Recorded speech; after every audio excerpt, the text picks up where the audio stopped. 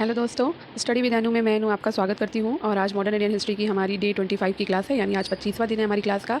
और पूर्वालोकन सीरीज़ चल रही है और इसमें आज का हमारा टॉपिक और टारगेट है 25वें दिन का कांग्रेस का कराची अधिवेशन। तो आज मैं 2 से 3 टॉपिक आपको कवर कराऊंगी। अगर वीडियो ज़्यादा बड़ा नहीं हुआ तो 3 टॉपिक हो जाएंगे, और वीडियो बड़ा होता है तो 2 टॉपिक कवर कराऊंगी। तो चलिए स्टार्ट करते हैं, फिर देखते हैं कितने टॉपिक हम आज कवर कर पाते हैं।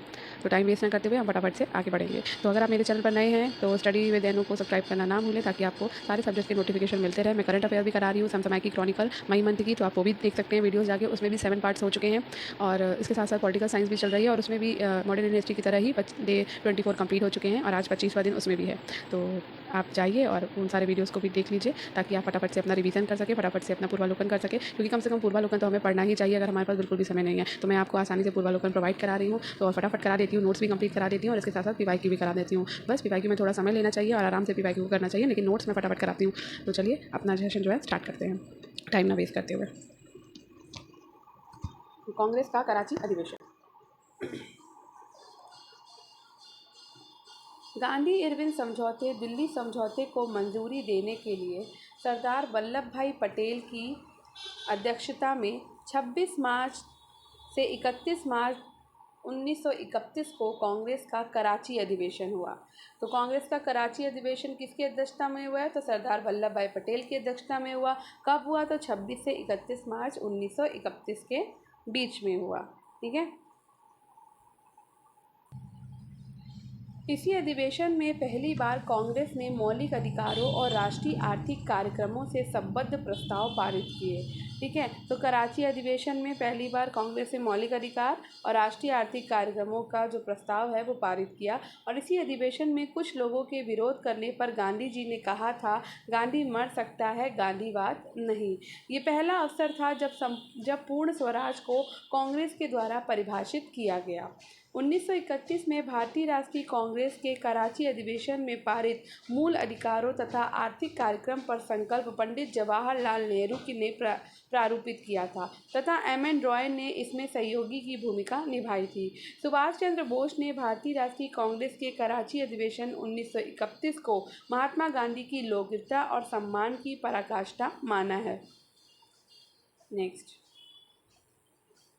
तो यहाँ पर हमारा फटाफट से ये इतना कांग्रेस का कराची अधिवेशन में कुछ नहीं है। बस इसमें हमें ये कराची अधिवेशन में ये जानना था कि कराची अधिवेशन कब हुआ है। तो कराची अधिवेशन हुआ है 19 मार्च 1931 को, ये डेट याद रखनी है। और इसके साथ साथ इसकी अध्यक्षता किसने करी है? तो सरदार वल्लभ भाई पटेल ने करी है, ये याद रखना है। ठीक है। और इस अधिवेशन में जो है वो मूल अधिकारों और पूर्ण स्वराज जो है इसमें प्रस्ताव पारित हुआ था। ठीक है। तो बस इतनी चीज़ इसमें याद रखनी है। तो अब आगे बढ़ते हैं, इसके रिवाइव कर लेते हैं फटाफट से। निम्नलिखित में से किसने भारतीय राष्ट्रीय कांग्रेस के कराची अधिवेशन का सभापतित्व किया था? तो अभी हमने पढ़ा सरदार वल्लभ भाई पटेल ने किया था। और ये अधिवेशन कब होता है? तो ये अधिवेशन होता है 29 मार्च 1931 को। कहाँ पे? कराची में। ठीक है। नेक्स्ट। तो ये बिल्कुल पढ़ लेते हैं। गांधी इरविन समझौते यानी दिल्ली समझौते को मंजूरी देने के लिए सरदार वल्लभ भाई पटेल की अध्यक्षता में 26 से 31 मार्च 1931 को कांग्रेस का कराची अधिवेशन हुआ। इसी अधिवेशन में पहली बार कांग्रेस ने मौलिक अधिकारों और राष्ट्रीय आर्थिक कार्यक्रमों से संबद्ध प्रस्ताव पारित किए। इसी अधिवेशन में कुछ लोगों के विरोध करने पर गांधी जी ने कहा था कि गांधी मर सकता है, गांधीवाद नहीं।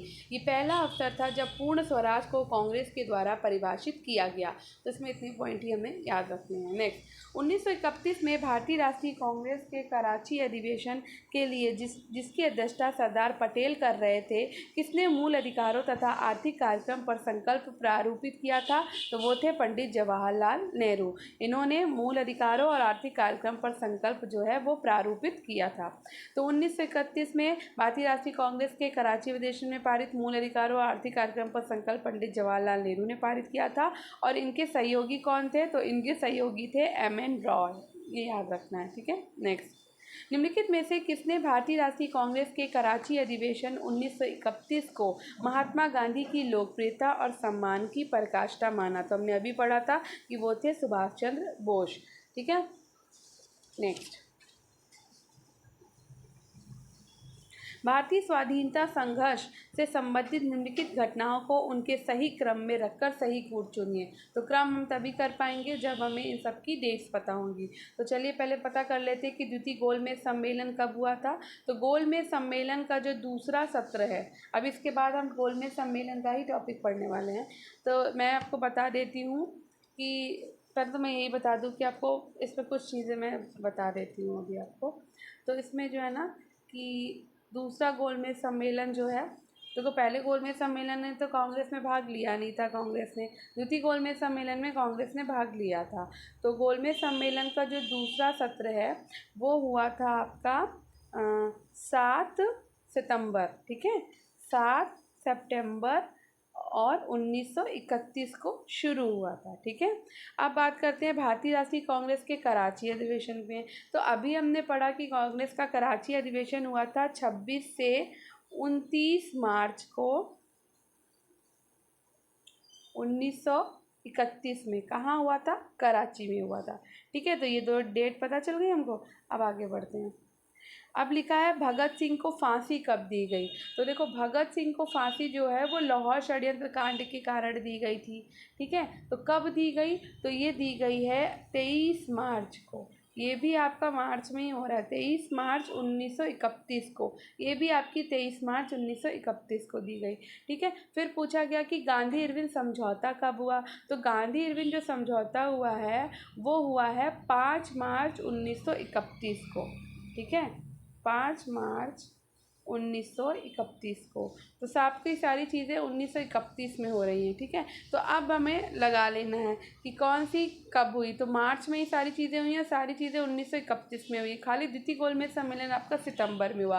तो जो सितंबर में हुआ है वो तो सबसे लास्ट में चले जाएगा, यानी हमारा द्वितीय गोलमेज सम्मेलन जो पहला वाला पॉइंट था वो हमारा लास्ट में जाएगा। तो या तो हमारा ऑप्शन सी होगा या तो हमारा ऑप्शन डी होगा।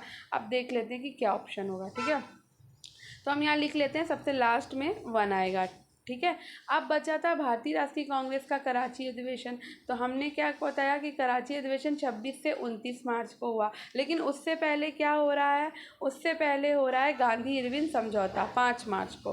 तो सबसे पहले आ जाएगा आपका 4 नंबर, ठीक है। उसके बाद गांधी इरविन समझौता जब 5 मार्च को हो गया तो उसके बाद क्या हुआ? उसके बाद भगत सिंह को फांसी दी गई है 23 मार्च 1931 को। तो उसके बाद आपका 3 नंबर आ जाएगा। फिर उसके बाद कराची का अधिवेशन हुआ 26 से 29 मार्च को। तो यहाँ पर आपका दूसरा नंबर आ जाएगा। तो ऑप्शन आपका सी वाला हो जाएगा, 4 3 2 1, ठीक है। इस तरह से हमें याद रखना है।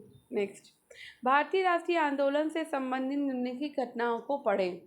तो भारतीय राष्ट्रीय कांग्रेस का कराची अधिवेशन, तो अभी हमें पता चला भारतीय राष्ट्रीय कांग्रेस का कराची अधिवेशन कब हुआ है। तो ये हुआ है 26 से 29 मार्च 1931 को, ठीक। राजगुरु को फांसी, तो अभी मैंने बताया कि इन सबको फांसी 23 मार्च 1931 को दी गई थी। गांधी इरविन समझौता कब हुआ? तो गांधी इरविन समझौता हुआ है 5 मार्च 1931 को। तो अभी कैसे लगेगा? तो कालानुक्रमसान लगेगा। तो सबसे पहले आ जाएगा गांधी इरविन समझौता, ठीक। फिर उसके बाद आ जाएगा राजगुरु को फांसी, और फिर उसके बाद आ जाएगा भारतीय राष्ट्रीय कांग्रेस का कराची अधिवेशन।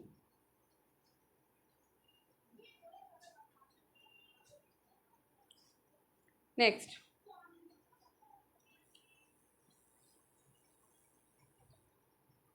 भारतीय स्वाधीनता संग्राम से संबंधित निम्नलिखित घटनाओं पर विचार करिए। तो हमें फिर से यहाँ पे विचार करना है। तो गांधी इरविन समझौता, तो गांधी इरविन समझौता हुआ है 5 मार्च 1931 को, ठीक है। भारतीय राष्ट्रीय कांग्रेस का कराची अधिवेशन हुआ 26 से 29 मार्च 1931 को, ठीक। भगत सिंह को फांसी दी गई है 23 मार्च 1931 को। और पूना समझौता कब हुआ? और पूना समझौता हुआ है 24 सितंबर 1932 को। तो तो यहाँ पर डेट कैसे जाएगी, 5 मार्च। तो पहले जाएगा गांधी इरविन समझौता 5 मार्च को, फिर जाएगा 23 मार्च को भगत सिंह की फांसी, फिर जाएगा भारतीय राष्ट्रीय कांग्रेस का कराची अधिवेशन 26 से 29 मार्च, और फिर सबसे लास्ट में जाएगा पूना समझौता 24 सितंबर 1932। नेक्स्ट 1 3 2 4, ये देखो गांधी इरविन समझौता 5 मार्च 1931, भगत सिंह को 23 मार्च भारतीय राष्ट्रीय कांग्रेस। ठीक है। नेक्स्ट गोलमेज सम्मेलन। तो गोलमेज सम्मेलन हुए हैं 3, जिसमें पहले में कांग्रेस ने भाग नहीं लिया, दूसरे में कांग्रेस ने भाग लिया था, और तीसरे में भी कांग्रेस ने भाग लिया। नेक्स्ट तो 10 जून तथा 24 जून 1930 को साइमन कमीशन की रिपोर्ट प्रकाशित हुई थी। राजनीतिक संगठनों ने कमीशन की सिफारिशों को अस्वीकार कर दिया। कांग्रेस के प्रमुख नेता जेल में थे। ब्रिटिश सरकार ने निराशा और संतोष के वातावरण में नवंबर 1930 में लंदन में प्रथम गोलमेज सम्मेलन बुलाया। तो पहला गोलमेज सम्मेलन कब हुआ है, नवंबर में हुआ है, 1930 को हुआ है, और लंदन में हुआ है। बस इतना याद रखना है। इस सम्मेलन में 89 प्रतिनिधियों ने भाग लिया था, भारतीय प्रतिनिधियों ने, तो ये भी एक चीज़ याद रखनी है, किंतु कांग्रेस ने इसमें भाग नहीं लिया था। ठीक। इस सम्मेलन में भाग लेने वालों में प्रमुख थे तेज बहादुर स्प्रू, श्रीनिवास शास्त्री, मोहम्मद अली, मोहम्मद शफी, आगा खां, फजलुल हक, मोहम्मद अली जिन्ना, होमी मोदी, M.R. जयकर, मुंजे, भीमराव अंबेडकर, सुंदर सिंह मजीठिया। इस सम्मेलन में ईसाइयों का प्रतिनिधित्व कौन कर रहे थे, तो KT पाल कर रहे थे। ठीक। नेक्स्ट इस सम्मेलन का उद्घाटन ब्रिटिश सम्राट ने किया और इसकी अध्यक्षता ब्रिटिश प्रधानमंत्री रैमजे मैकडोनाल्ड ने की थी। ठीक है, यानी कि पहले गोलमेज सम्मेलन की। तो पहला गोलमेज सम्मेलन कब हुआ है, नवंबर 1930 में हुआ, लंदन में हुआ। और कितने भारतीय प्रतिनिधियों ने भाग लिया, 89 भारतीय प्रतिनिधियों ने भाग लिया, लेकिन कांग्रेस ने इसमें भाग नहीं लिया था। उसके बाद 7 सितंबर 1931 से 1 दिसंबर 1931 तक चले द्वितीय गोलमेज सम्मेलन में महात्मा गांधी ने कांग्रेस के एकमात्र प्रतिनिधि के रूप में हिस्सा लिया। इनके अलावा सरोजनी नायडू, मदन मोहन मालवीय ने भी इस सम्मेलन में हिस्सा लिया। एनी बेसेंट ने भी इस सम्मेलन में भाग लिया था। ठीक है, तो पहला गोलमेज सम्मेलन फिर से याद कर लेते हैं, नवंबर 1930 में हुआ, लंदन में। दूसरा गोलमेज सम्मेलन 7 सितंबर से 1 दिसंबर 1931 तक हुआ, वो भी कहाँ पर हुआ, तो लंदन में हुआ। और इसमें महात्मा गांधी ने भाग लिया था कांग्रेस के एकमात्र प्रतिनिधि के रूप में। ठीक है। नेक्स्ट एनी बेसेंट ने भी सम्मेलन में भाग लिया। गांधी जी SS राजपूताना नामक जलपोत से लंदन पहुंचे थे, ये याद रखना है। वे लंदन के किंग्सले हॉल में ठहरे थे, ये भी याद रखना है। गतिरोधों के कारण सम्मेलन 1 दिसंबर को समाप्त घोषित कर दिया गया एवं गांधी जी को लंदन से खाली हाथ वापस आना पड़ा।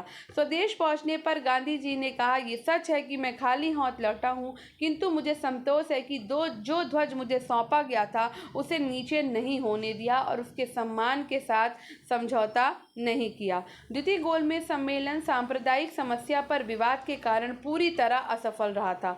दलित नेता भीमराव अंबेडकर ने दलितों के लिए पृथक निर्वाचक मंडल की मांग की, जिसे गांधी जी ने अस्वीकार कर दिया। डॉक्टर भीमराव अंबेडकर तीनों गोलमेज सम्मेलनों में भाग लेने वाले भारतीय प्रतिनिधि थे, तो ये इंपॉर्टेंट है। ठीक है। लंदन में तीसरा गोलमेज सम्मेलन कब हुआ, तो 17 नवंबर 1932 से 24 दिसंबर 1932 तक हुआ। ठीक है। और कांग्रेस ने इस सम्मेलन का बहिष्कार कर दिया था, तो सिर्फ कांग्रेस ने दूसरे सम्मेलन में भाग लिया है। ठीक है, इसका भी बहिष्कार किया था, मैंने स्टार्टिंग में बोला इसमें भी भाग लिया था, तो सॉरी। तो अब इसके PYQ करते हैं। तो PYQ करने से पहले हम एक बार थोड़ा सा अच्छे से इसको फिर से देख लेते हैं, फिर क्वेश्चन पे चलेंगे। तो देखिए, पहला गोलमेज सम्मेलन कब हुआ है, तो पहला गोलमेज सम्मेलन हुआ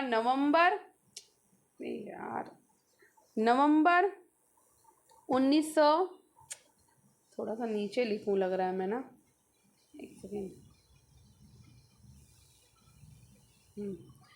देखो, तो पहला गोलमेज सम्मेलन हुआ है कब, नवंबर 1930 में। ठीक। और कहाँ पर हुआ, तो सारे के सारे लंदन में ही हुए हैं। ठीक है। और इसमें 89 प्रतिभागियों भारतीय प्रतिनिधियों ने भाग लिया था, लेकिन कांग्रेस ने इसमें भाग नहीं लिया। तो यहाँ पे क्रॉस का निशान लगा देती हूँ कांग्रेस के लिए। ठीक। अब दूसरा गोलमेज सम्मेलन कब हुआ, तो दूसरा गोलमेज सम्मेलन हुआ था 7 सितंबर से 7 सितंबर से 1 दिसंबर 1931 को, और ये भी लंदन में हुआ। और इसमें एकमात्र प्रतिनिधि थे कांग्रेस के, कौन? महात्मा गांधी। ठीक है, एक प्रतिनिधि ने भाग लिया, और वो कौन थे? तो कांग्रेस ने इसमें भाग लिया है, तो यहाँ पे टिक लगा देती हूँ। और वो कौन थे? तो वो गांधी जी थे, ठीक है, जिन्होंने भाग लिया। ठीक है, अब तीसरा गोलमेज सम्मेलन कब हुआ? तो तीसरा गोलमेज सम्मेलन हुआ है 17 नवंबर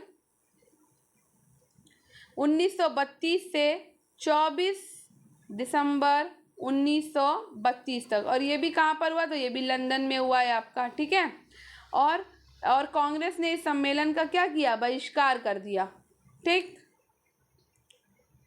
बस इतना ही है। ठीक है, तो बस डेट याद रखनी है। पहला नवंबर 1930 में हुआ, दूसरा 7 सितंबर से 1 दिसंबर 1931 को हुआ, तीसरा 7 नवंबर से 24 दिसंबर 1932 को हुआ। अब चलते इसके PYQ सॉल्व करने में।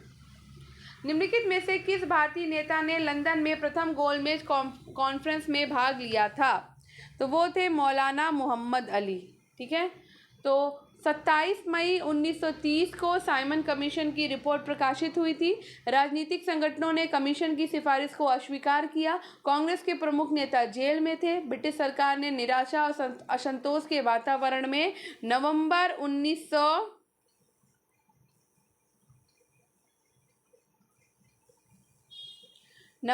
1930 को लंदन में प्रथम गोलमेज सम्मेलन बुलाया, और इस सम्मेलन में 89 भारतीय प्रतिनिधि जो है वो भाग लिए थे, किंतु कांग्रेस ने इसमें भाग नहीं लिया। ठीक है, इस सम्मेलन में भाग लेने वाले नेता थे तेज बहादुर स्प्रू, श्रीनिवास शास्त्री, मोहम्मद अली, मोहम्मद शफी, आगा खां, फजलुल हक, मोहम्मद अली जिन्ना, होमी मोदी, MR जयकर, मुंजे, भीमराव अंबेडकर और सुंदर सिंह मजीठिया। तो भीमराव अंबेडकर ने तीनों गोलमेज सम्मेलन में भाग लिया है। ठीक है, नेक्स्ट,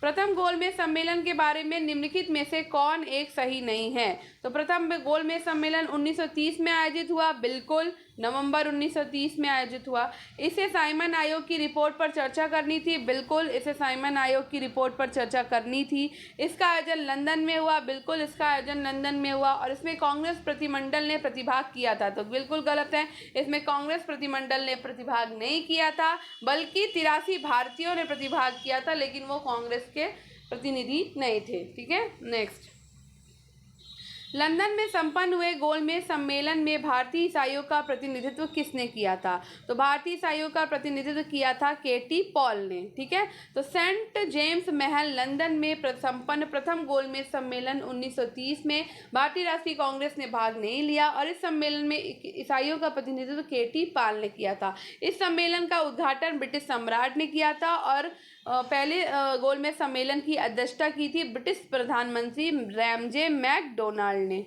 ठीक है, याद कर लीजिएगा। नेक्स्ट, ब्रिटिश सरकार के द्वारा लंदन में भारतीय नेताओं का प्रथम गोलमेज सम्मेलन कब बुलाया गया? तो हमें पता है कि ये नवंबर में बुलाया गया, और कब बुलाया गया? तो 1930 में। तो ये दोनों ऑप्शन तो है ही नहीं, अब आगे वाले ऑप्शन देख लेते हैं। हाँ, तो C वाला ऑप्शन आपका इसमें राइट होगा। ठीक है, 1930।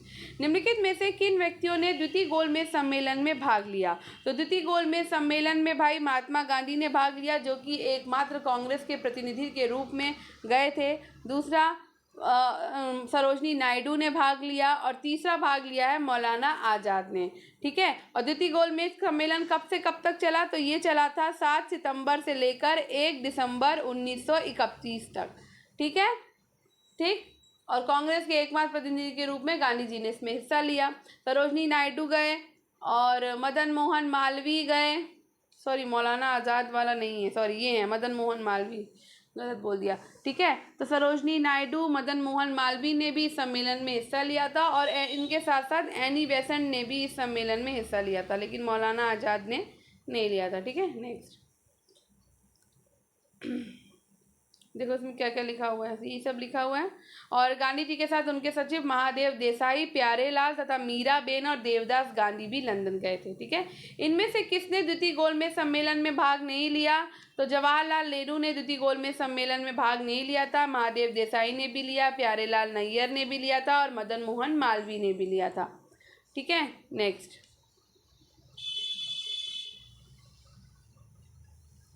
निम्नलिखित नेताओं में से कौन द्वितीय गोलमेज सम्मेलन में भाग नहीं लिए थे? तो भाई मोहनदास करमचंद गांधी ने तो लिया था द्वितीय गोलमेज सम्मेलन, सरोजनी नायडू भी गई थी और मदन मोहन मालवीय भी गए थे, लेकिन डॉक्टर राजेंद्र प्रसाद ने भाग नहीं लिया था। ठीक है, नेक्स्ट, द्वितीय गोलमेज सम्मेलन में कांग्रेस का प्रतिनिधित्व किसने किया था? तो द्वितीय गोलमेज सम्मेलन में कांग्रेस का प्रतिनिधित्व किया था महात्मा गांधी ने। किसने किया था? महात्मा गांधी ने किया था। ठीक है, नेक्स्ट क्वेश्चन पे चलते हैं। नेक्स्ट, लंदन में आयोजित निम्नलिखित गोलमेज सम्मेलनों में से किसमें महात्मा गांधी उपस्थित थे? तो महात्मा गांधी किसमें उपस्थित थे? द्वितीय गोलमेज सम्मेलन में। और द्वितीय गोलमेज सम्मेलन की डेट हम फिर से याद करेंगे, 7 सितंबर से लेकर 1 दिसंबर 1931 तक ये गोलमेज सम्मेलन चला था। ठीक है, नेक्स्ट, अब कथन पर विचार करते हैं, कथन और कारण पे।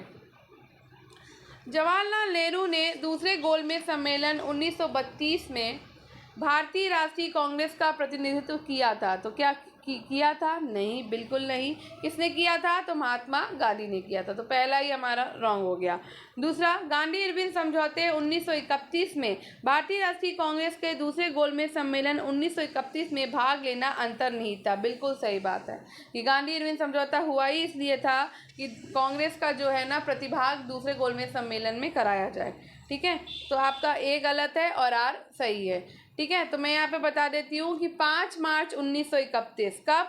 5 मार्च 1931 को महात्मा गांधी और वायसराय इरविन के बीच में एक समझौता हुआ था। इसे दिल्ली पैक्ट के नाम से भी जानते हैं। किसके नाम से? दिल्ली पैक्ट के नाम से। ठीक है, इरविन समझौते को, जिसमें कांग्रेस की ओर से गांधी जी ने कुछ बातों को स्वीकार किया था। तो पहली बात तो स्वीकार की थी गांधी जी ने कि सविनय अवज्ञा आंदोलन जो है वो स्थगित कर दिया जाएगा। दूसरी बात हुई थी कि कांग्रेस निकट भविष्य में होने वाले दूसरे गोलमेज सम्मेलन में भाग लेगी। ठीक, तीसरी बात हुई थी कि कांग्रेस ब्रिटिश सम्मान का बहिष्कार नहीं करेगी, सामान का, सॉरी। ठीक है, और चौथी बात हुई थी कि गांधी जी पुलिस द्वारा की गई ज्यादतियों के बारे में जांच की मांग नहीं करेंगे। ठीक है, तो दूसरे गोलमेज सम्मेलन में महात्मा गांधी ने राष्ट्रीय कांग्रेस का प्रतिनिधित्व किया था। तो भाई उन्होंने ये मनवा लिया कि पुलिस जो भी ज्यादतियाँ कर रहेगी तो उसकी जांच आप नहीं करवाएंगे और कि ब्रिटिश सामान का बहिष्कार भी नहीं करेंगे, क्योंकि सविनय अवज्ञा आंदोलन में क्या हो रहा था कि जितनी भी विदेशी वस्तुएं थी उन सबका क्या किया जा रहा था? बहिष्कार किया जा रहा था। तो अंग्रेजों को हो रहा था नुकसान बहुत ज़्यादा।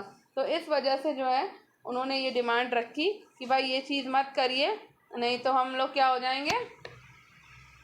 परेशान हो जाएंगे। ठीक है, तो अब नेक्स्ट क्वेश्चन पे चलते हैं। तो ये सारे पॉइंट्स उन्होंने मनवा लिए गांधी जी से। नेक्स्ट क्वेश्चन, निम्नलिखित में से कौन से गोलमेज सम्मेलन में गांधी जी ने शिरकत की? तो अभी हमें बताया कि द्वितीय गोलमेज सम्मेलन में गांधी जी ने शिरकत करी। तो फिर से डेट याद कर लेते हैं द्वितीय गोलमेज सम्मेलन की। तो क्या थी भाई? तो द्वितीय गोलमेज सम्मेलन की डेट थी 7 सितंबर से लेकर 1 दिसंबर 1931। पहले गोलमेज सम्मेलन की डेट क्या थी? नवंबर 1930। और तीसरे गोलमेज सम्मेलन की डेट क्या थी? 17 नवंबर 17 नवंबर से लेकर के 24 दिसंबर 1932। ठीक है, नेक्स्ट, महात्मा गांधी जब द्वितीय गोलमेज सम्मेलन में भाग लेने लंदन गए तो कहाँ ठहरे थे? तो वो किंग्सले हॉल में ठहरे थे। कहाँ ठहरे थे? किंग्सले हॉल में ठहरे थे। ठीक है, तो दूसरा गोलमेज सम्मेलन लंदन में हुआ सितंबर 1931 से दिसंबर 1931 तक। और 5 मार्च 1931 को हुए गांधी इरविन समझौते के बाद गांधी जी ने कांग्रेस के एकमात्र प्रतिनिधि के रूप में इस सम्मेलन में हिस्सा लिया था। गांधी जी जो है एस एस राजपूताना नामक जलपोत से जो है वो लंदन गए थे और वहाँ पे किंग्सले हॉल में ठहरे थे। ठीक है, नेक्स्ट, द्वितीय गोलमेज सम्मेलन में कांग्रेस के एक प्रतिनिधि के रूप में भाग लेने के लिए महात्मा गांधी बम्बई से लंदन जिस पानी के जहाज में गए थे उसका नाम बताइए। तो वो है एस राजपूताना। और ठहरे कहाँ थे? तो किंग्सले हॉल में ठहरे थे। और कौन से सम्मेलन में? तो द्वितीय गोलमेज सम्मेलन में। और ये कब हुआ था? तो ये हुआ था आपका 7 सितंबर से लेकर के 1 दिसंबर 1931 तक। बार बार डेट याद रखनी है ताकि हमें याद हो जाए। निम्नलिखित में से किस गोलमेज सम्मेलन में भारतीय राष्ट्रीय कांग्रेस के प्रतिनिधि ने प्रथम बार भाग लिया था? तो वो था द्वितीय गोलमेज सम्मेलन, जो कि 7 सितंबर से लेकर 1 दिसंबर 1931 तक चला था। ठीक है, नेक्स्ट।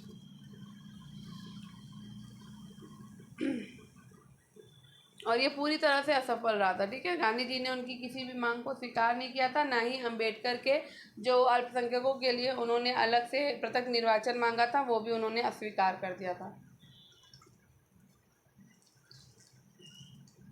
नेक्स्ट, महात्मा गांधी दिसंबर 1931 में खाली हाथ कहाँ से भारत लौटे? तो भाई लंदन से लौटे, द्वितीय गोलमेज सम्मेलन से। ठीक है, द्वितीय गोलमेज सम्मेलन किस प्रश्न पर असफल रहा? तो सांप्रदायिक प्रतिनिधित्व के प्रश्न पर असफल रहा, जो अंबेडकर जी डिमांड कर रहे थे। ठीक है, तो द्वितीय गोलमेज सम्मेलन 7 सितंबर 1931 को शुरू हुआ, जिसमें गांधी जी कांग्रेस के एकमात्र प्रतिनिधि के रूप में शामिल हुए। ठीक है, ये सम्मेलन सांप्रदायिक समस्या पर विवाद के कारण पूरी तरह असफल हो गया। दलित नेता थे भीमराव अंबेडकर ने दलितों के लिए पृथक निर्वाचन मंडल की मांग की, जिसे गांधी जी ने स्वीकार कर दिया। अंततः सांप्रदायिक प्रतिनिधित्व पर गतिरोध के कारण ये सम्मेलन 1 दिसंबर 1931 को समाप्त घोषित कर दिया गया। और अंबेडकर जी एकमात्र व्यक्ति हैं जिन्होंने तीनों गोलमेज सम्मेलन में भाग लिया है। ठीक है, उस भारतीय का एक क्या नाम था जिसने तीनों गोलमेज सम्मेलन में भाग लिया? तो मैंने अभी बताया, भीमराव अंबेडकर ने। ठीक है, निम्नलिखित में से किसने तीनों गोलमेज सम्मेलनों में भाग लिया? तो भीमराव अंबेडकर ने लिया। नेक्स्ट, 1930 से 32 की अवधि में भारत और ब्रिटेन के राजनेताओं की लंदन में हुई बैठकों का प्रायः प्रथम, द्वितीय और तृतीय गोलमेज सम्मेलन के रूप में उल्लेख किया जाता है। उनका उसी रूप में उल्लेख गलत होगा, क्योंकि अब आगे पढ़ेंगे तब पता चलेगा। क्योंकि इनमें से 2 में भारतीय राष्ट्रीय कांग्रेस ने भाग लिया, तो बिल्कुल गलत है भाई। भारतीय राष्ट्रीय कांग्रेस ने सिर्फ 1 में भाग लिया था, और वो भी सेकंड वाले में। ठीक है, भारतीय राष्ट्रीय कांग्रेस को छोड़कर जिन भारतीय दलों ने भाग लिया, उनको पूरे भारत का नहीं, वर्गीय हितों का प्रतिनिधित्व किया था। बिल्कुल गलत, ये भी गलत है।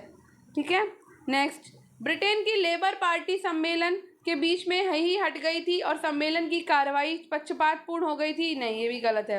ये 3 अलग अलग सम्मेलन नहीं थे, अपितु यह एक ही सम्मेलन की अवस्था थी जो 3 सत्रों में संपन्न हुई थी। ये बात बिल्कुल सही है। ठीक है, नेक्स्ट पे चलते हैं अब।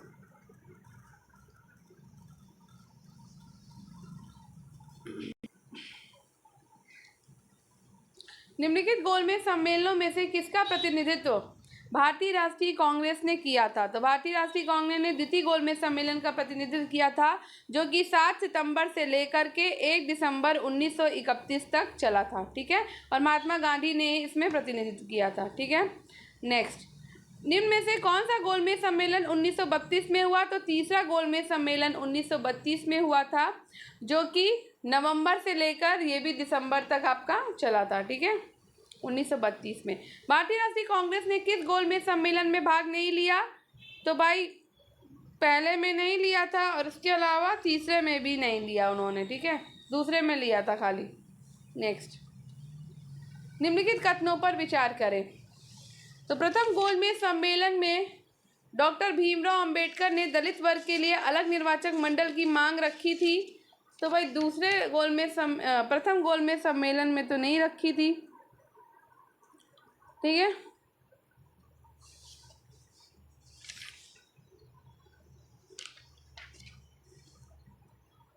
नहीं, हाँ ये रखी थी। ठीक है, तो ये आपका सही होगा पहला वाला।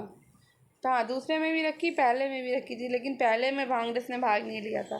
पूना पैक्ट में स्थानीय निकायों तथा सिविल सेवाओं में दलित वर्गों के प्रतिनिधित्व के लिए विशेष उपबंध रखे गए थे। बिल्कुल सही। तृतीय गोलमेज सम्मेलन में भारतीय राष्ट्रीय कांग्रेस ने भाग नहीं लिया, ये भी बात सही। तो तीनों ही आपके सही है। ठीक है, तो प्रथम गोलमेज सम्मेलन में डॉक्टर भीमराव अंबेडकर ने दलित वर्ग के लिए अलग निर्वाचक मंडल की मांग रखी थी।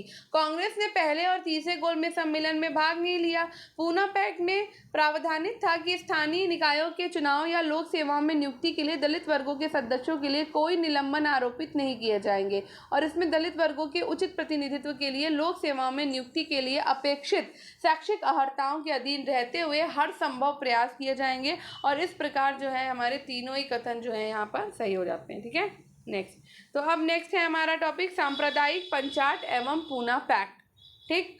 तो द्वितीय गोलमेज सम्मेलन, और ये कब हुआ था, तो ये 1932 में हुआ था। फटाफट से भी कर लेते हैं। द्वितीय गोलमेज सम्मेलन में विभिन्न संप्रदायों एवं दलित वर्गों के लिए पृथक निर्वाचक मंडल के विषय पर कोई सहमति नहीं बन पाई थी। अतः सम्मेलन ने इस समस्या के निदान के लिए ब्रिटिश प्रधानमंत्री रैमजे मैकडोनाल्ड को प्राधिकृत किया। तदनुसार 16 अगस्त 1932 को रैमजे मैकडोनाल्ड ने अपने सांप्रदायिक अधिनिर्णय की घोषणा करी, जिसे सांप्रदायिक पंचायत कम्युनल अवार्ड कहा गया। सांप्रदायिक पंचायत के अंतर्गत प्रत्येक अल्पसंख्यक समुदाय के लिए विधान मंडलों में कुछ सीटें सुरक्षित कर दी गई, जिनके सदस्यों का चुनाव पृथक निर्वाचन मंडलों के द्वारा किया जाना था। ठीक है। मुसलमान और सिख तो पहले से ही अल्पसंख्यक माने जाते थे। अब इस नए कानून के अंतर्गत दलित वर्ग को भी अल्पसंख्यक मानकर हिंदुओं से अलग कर दिया गया। इसके तहत मुसलमानों, ईसाइयों, सिखों, आंग्ल भारतीयों अन्य के लिए पृथक निर्वाचन पद्धति की सुविधा प्रदान की गई, जो केवल प्रांतीय विधान मंडलों पर ही लागू थी।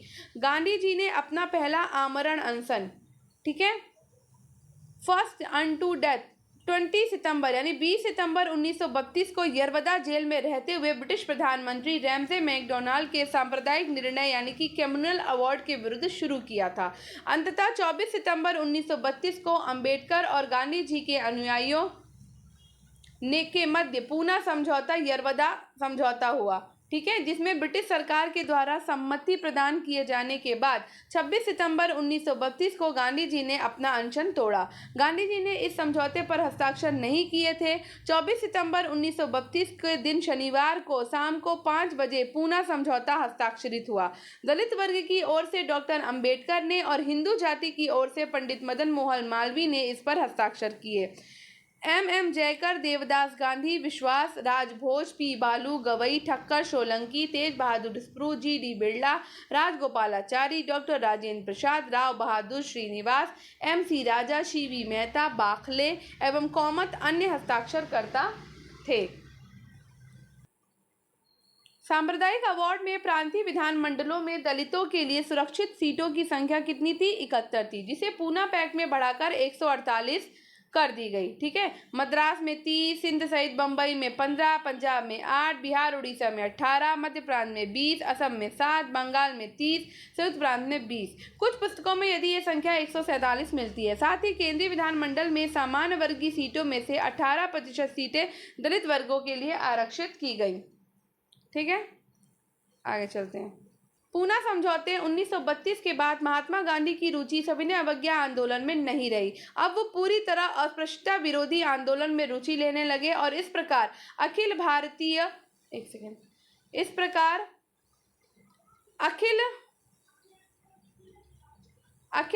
अस्पृश्यता विरोधी league, all India anti untouchability league की स्थापना हुई, जिसका नाम परिवर्तन कर हरिजन सेवक संघ कर दिया गया। घनश्याम दास बिरला इसके प्रथम अध्यक्ष थे। दलित वर्गों का संघ डिप्रेस्ड क्लास लीग की स्थापना बाबू जगजीवन राम ने की थी, जबकि all India schedule caste federation की स्थापना भीमराव अंबेडकर ने 1942 में की थी तथा all India depressed classes association की स्थापना 1926 में M.C. राजा की अध्यक्षता में हुआ। 14 अगस्त 1931 को बम्बई में वार्ता के दौरान भीमराव अंबेडकर ने कहा था, इतिहास बताता है कि महात्मा गांधी क्षणिक भूत की भांति धूल उठाते हैं लेकिन स्तर नहीं उठाते। ठीक है, अब इसके PYQ कर लेते हैं फटाफट से हम। तो क्वेश्चन है कि ब्रिटिश सरकार ने अगस्त 1932 में सांप्रदायिक पुरस्कार की घोषणा करी, तो बिल्कुल करी है। ठीक, इसके तहत प्रत्येक अल्पसंख्यक समुदाय के लिए विधानमंडलों में कुछ सीटें सुरक्षित की गई, जिसके लिए सदस्यों का चुनाव पृथक निर्वाचक मंडलों से होता था। ये भी सही है। तो ये और आर दोनों सही है और दोनों एक दूसरे का स्पष्टीकरण भी है। ठीक है, नेक्स्ट, मैकडोनाल्ड के सांप्रदायिक पंचायत ने जिसे पृथक चुनाव क्षेत्र और आरक्षित सीटें आवंटित नहीं की गई थी। ठीक है, तो भाई बौद्धों को नहीं की गई थी, मुसलमानों को थी, सिखों को थी, अनुसूचित जातियों को भी मिल गई बाद में। ठीक है, नेक्स्ट,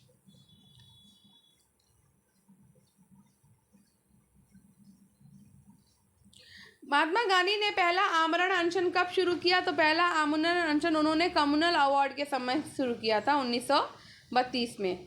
ठीक है, तो 20 सितंबर 1932 को यरवदा जेल में रहते हुए उन्होंने आमरण अनशन किया और 26 सितंबर 1932 को उन्होंने इस अनशन को पूना समझौते के साथ में तोड़ दिया।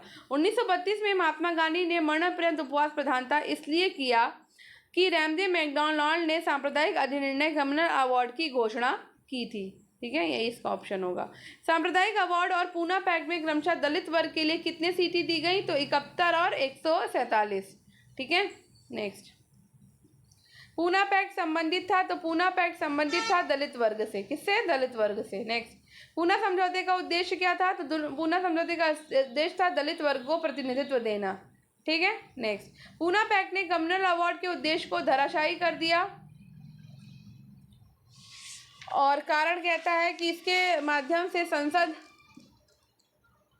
जो है विधानसभाओं में अनुसूचित जातियों और अनुसूचित जनजातियों के सीट आरक्षण का मार्ग प्रशस्त हो गया। तो भाई दोनों बातें ही सही हैं, तो ए और आर दोनों सही हैं और ए आर की सही व्याख्या भी कर रहा है। ठीक है, नेक्स्ट। भीमराव अंबेडकर और गांधी जी के बीच एक समझौता हुआ था जो कहलाता था क्या? पूना समझौता। ठीक, और ये कब हुआ? तो ये हुआ है 24 सितंबर को 1932 को। ठीक है, नेक्स्ट। पूना पैक्ट पर हस्ताक्षर किसने किए थे? तो भाई पूना पैक्ट पर जो हस्ताक्षर किए थे वो दलितों की तरफ से तो अल्पसंख्यकों की तरफ से तो अंबेडकर जी ने किए थे, और गांधी जी की तरफ से किसने किए थे? तो गांधी जी की तरफ से मदन मोहन मालवीय ने किए थे। किसने किए थे? मदन मोहन मालवीय ने। तो यहाँ पर ऑप्शन नहीं है, तो इसलिए नहीं होगा। सांप्रदायिक अधिनिर्णय की घोषणा के पश्चात निम्नलिखित में से किसे संपादित किया गया? तो पूना समझौते को सांप्रदायिक अधिनिर्णय की घोषणा के बाद संपादित किया गया था 1932 में। नेक्स्ट, निम्नलिखित में से किसने ऐतिहासिक 1932 के पूना समझौते पर हस्ताक्षर नहीं किए? तो महात्मा गांधी ने नहीं किए थे, भीमराव अंबेडकर ने और मदन मोहन मालवीय ने इस पर हस्ताक्षर किए थे। 1932 में पूना पैक्ट के बाद हरिजन सेवक संघ की स्थापना हुई और इसके अध्यक्ष कौन थे? तो इसके अध्यक्ष थे घनश्याम दास बिरला। घनश्याम दास बिरला हरिजन सेवक संघ के अध्यक्ष थे। तो पूना समझौता 1932 के बाद में हरिजन सेवक संघ के अध्यक्ष जो हैं घनश्याम दास बिरला हुए, इसकी स्थापना की गई थी। Next, all India untouchability league, बाद में जिसका नाम बदलकर हरिजन सेवक संघ हुआ, इसके प्रथम अध्यक्ष थे घनश्याम दास बिरला यानी GD बिरला। 1932 में स्थापित अखिल भारतीय अछूत विरोधी लीग के प्रथम प्रेसिडेंट कौन थे? तो अछूत विरोधी लीग के प्रथम प्रेसिडेंट थे घनश्याम दास बिरला। अखिल भारतीय हरिजन संघ की स्थापना किसने करी? तो महात्मा गांधी ने करी थी। ठीक है, 1932 में और 1933 में उन्होंने साप्ताहिक हरिजन नामक पत्रिका का प्रकाशन भी किया। हरिजन सेवक संघ का पूर्व नाम क्या था? तो पहला नाम था all India anti untouchability league. Dalit वर्गों का संघ स्थापित किया गया था बाबू जगजीवन राम के द्वारा।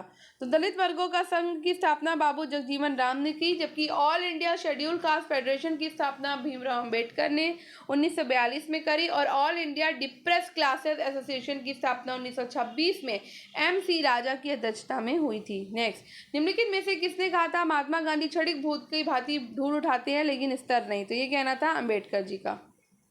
नेक्स्ट,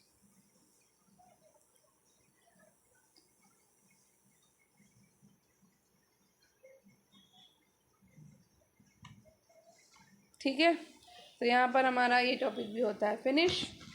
तो अब हम कल नया टॉपिक करेंगे कांग्रेस सोशलिस्ट पार्टी 1934। तो आई होप आपके लिए ये वीडियो यूज़फुल रहा होगा। तो आपके लिए अगर ये वीडियो थोड़ा सा भी यूज़फुल रहा हो तो इस वीडियो को लाइक करें, शेयर करें, कमेंट करें, चैनल को सब्सक्राइब करें, स्टडी विद अनु को सब्सक्राइब करें, स्टडी विद अनु के साथ कनेक्टेड रहें और दूसरों के साथ इसे शेयर करें ताकि उनकी भी हेल्प हो जाए। और जितने भी मैं सब्जेक्ट करा रही हूँ उन सबको आप देखिए, क्योंकि अब टाइम ज़्यादा नहीं बचा है, तो फटाफट से हमें इसे कंप्लीट करना है। तो धन्यवाद, आपका दिन शुभ हो। मिलते हैं कल एक नए टॉपिक के साथ।